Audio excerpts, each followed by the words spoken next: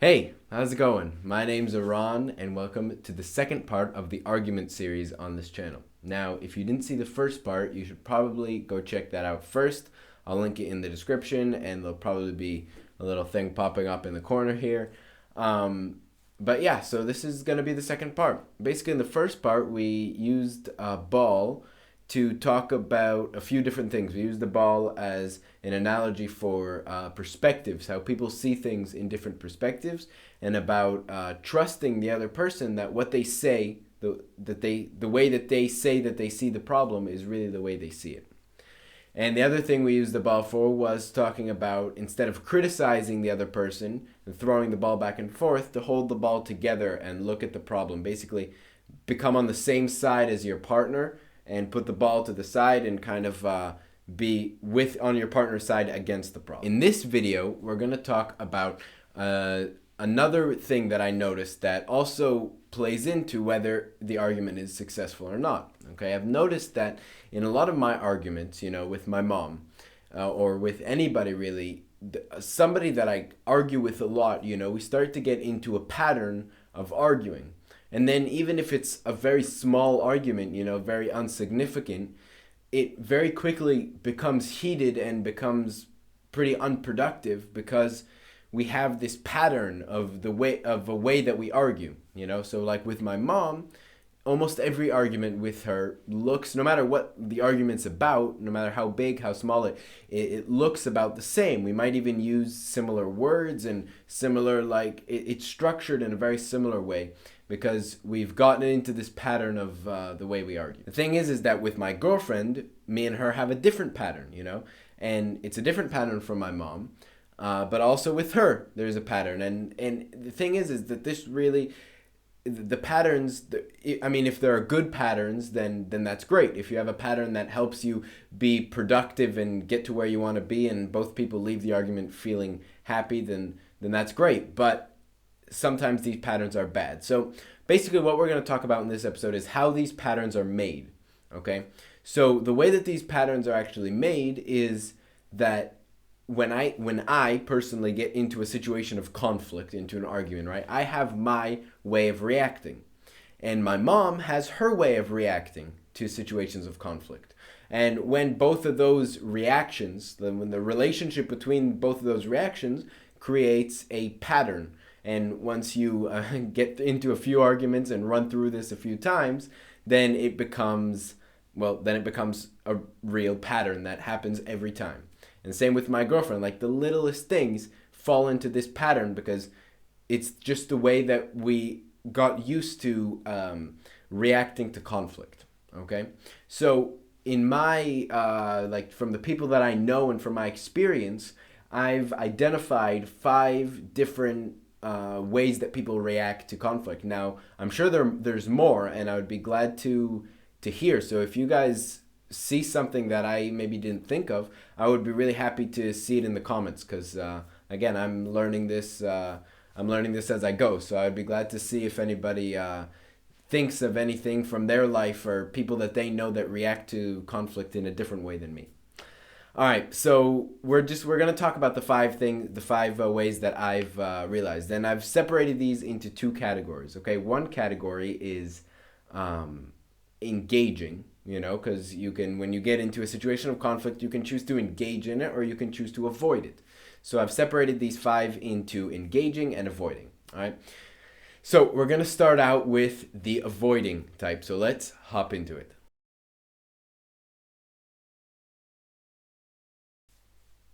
All right. So the first one of the avoiding category is, it's basically the most basic form of avoiding, and it's just detaching. It's just getting up and leaving. And that is the simplest form of avoiding the conflict, right? You just get in your car and you drive away. And I mean, I know a lot of people that this is how they react to conflict, and sometimes these people even say, like, I'm not taking part in this, I'm not going to be in this conflict, and they get up and they go. And I mean, nothing really gets resolved, but they avoid the conflict.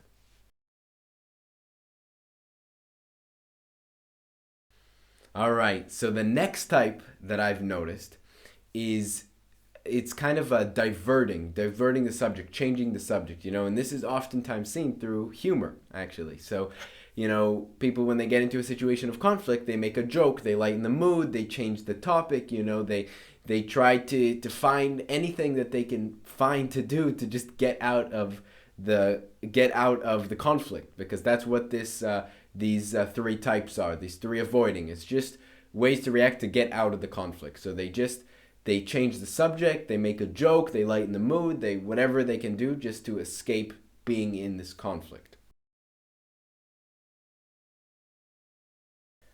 All right, and the third type is actually a type that don't I don't understand it too well. I know how it looks, okay? I don't really know how to do it. These other ones I can sort of understand how it's done, right? But this one, for me, it's for some reason it's harder for me to understand, and this one's called pleasing.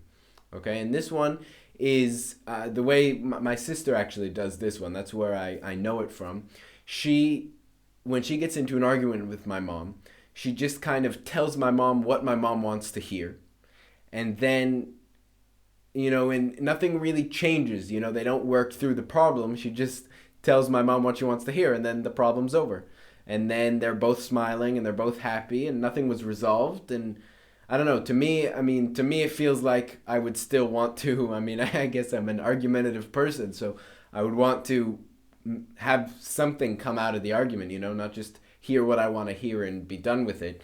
But yeah, so again, it's another way to avoid it. It's just telling the person what they want to hear and then leaving, and that way, basically, you avoid the actual uncomfortable part of the conflict. All right, now we're going to move on to the engaging part, okay? And this is where I am, okay? I'm actually the first one. The first one is anger or attack. So attack is actually where, when you get put in a situation of conflict, right? You attack back. To protect yourself, basically. And this is what I do most of the time. When I get into an argument with my mom, I don't try to change the subject, and I don't do any of the other ones. I get angry and I attack back. And I get really into the argument. I make it bigger and stronger, make it into more of an argument. It's kind of, I can tell you from personal experience, it's definitely not the best way to do it. But but yeah, it's just attacking back, and this is actually a form of a defense mechanism. Often it's called a defense mechanism because when you're always attacking out there and keeping it far away, if we go back to the ball metaphor from part one, it's like throwing the ball to the other person, and that way the ball never gets to you. So it's protecting yourself basically by just attacking.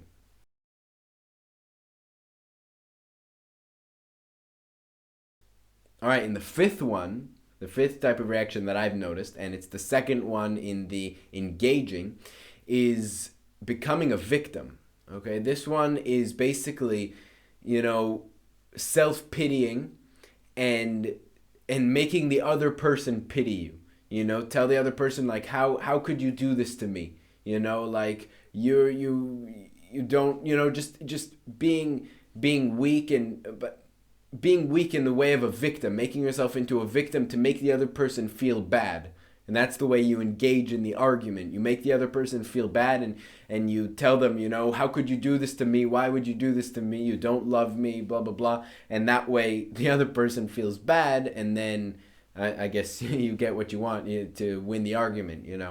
So that's the last form of engaging. So those were the 5 types that I have noticed from the people in my life, and I'm sure there's a bunch of other ones, and I'd love to hear about them. So if you know any people that react in different ways, please leave it down in the comments so I could read it. I'm sure that will be really interesting. And yeah, anyway, so basically you want to identify which one's yours. Now, I will say that it's much easier to identify your partner's way of reacting than your own. But it's very important to know what yours is, because no matter what argument you will ever be in, your reaction will be there because you will be there. So you have to understand what your reaction is. And once you understand what yours is and your partner understands what theirs is and you understand what each other's are, you can sort of see why the pattern of argument that you have, if it's a bad pattern that you want to change, you can sort of see why that pattern is there. You know, what caused that pattern to happen.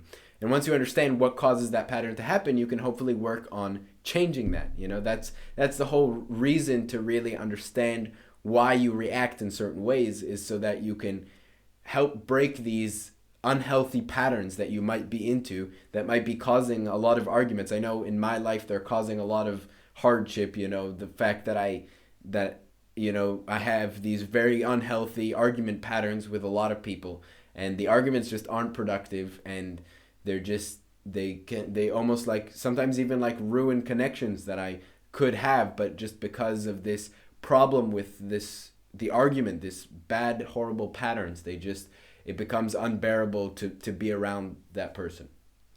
Anyways, so it's very, very important to understand what yours is, and to try to make sure that you build healthy argument patterns.